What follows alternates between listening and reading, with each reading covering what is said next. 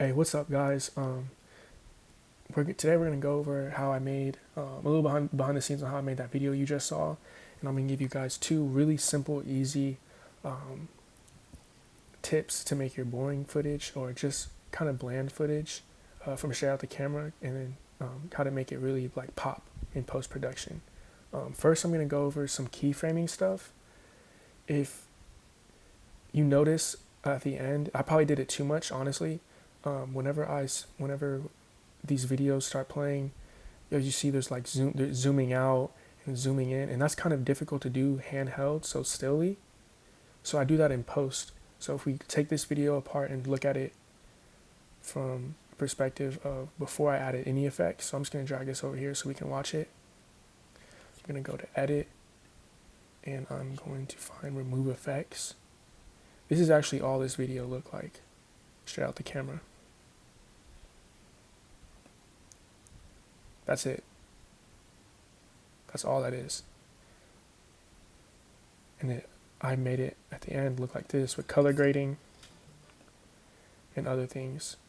And basically how I did that was, I'm not going to go over color grading. I have a video on that you guys can look at.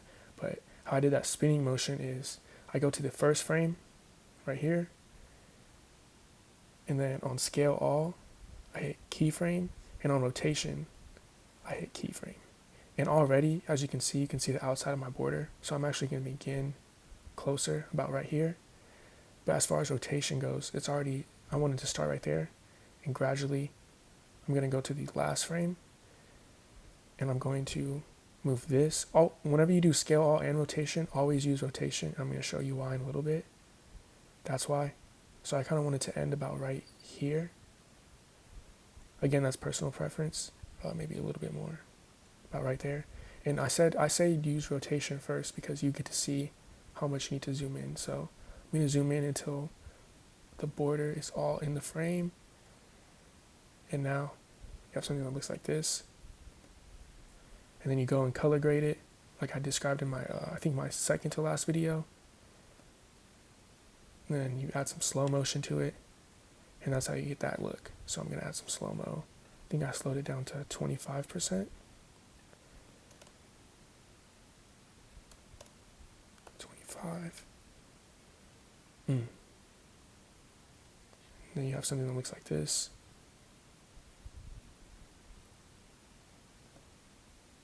So just with that, we went from, see, we're going to move effects. We went from this to this. And if you watch my video again, I did that a couple times right here. You see this time I did a zoom out. This time I get a zoom in. And then that was actually all in camera. That's why it doesn't look as smooth though if you watch it over again. But basically that's how I make the footage look a little bit better from the raw footage. Whenever we go into post-production, that's how I make it look a lot better. Second, we're going to go over the sound design. So right now I'm going to play a video of what it sounds like without the sound design, and then we're going to play it with the sound design.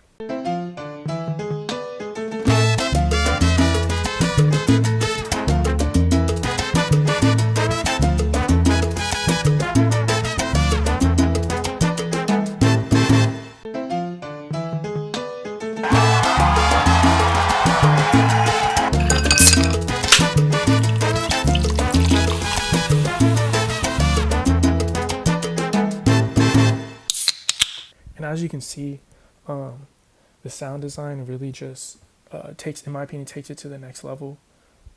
And I don't have like a fancy subscription to anything where I get these sounds from. I'll show you guys how I do that right now. I might not be able to find the exact videos I found, but all I do is I go to YouTube, and all I did was type in Coke. It might still be on here. Soda. Oh, it's not. Okay, so I'll type in Coke, sound effects. And you'll run into a bunch of, see, these are the ones I used right here. And you just go and you copy the link. You go to YouTube MP3, major key, and you just copy the link in here. And when you press convert, I'll actually give you guys an example. copy the link, you go to YouTube MP3, you paste it in here, or YT MP3. And then when you press convert, it starts converting the video into just the MP3 version, so just the sound. If you wanted the video too, you could. I haven't used that feature yet. And then it will be done. You just press download. And then once it downloads, you just drag it onto your timeline on Final Cut. But yeah, right now I'm going to play a video of what it sounds like with just the sound design.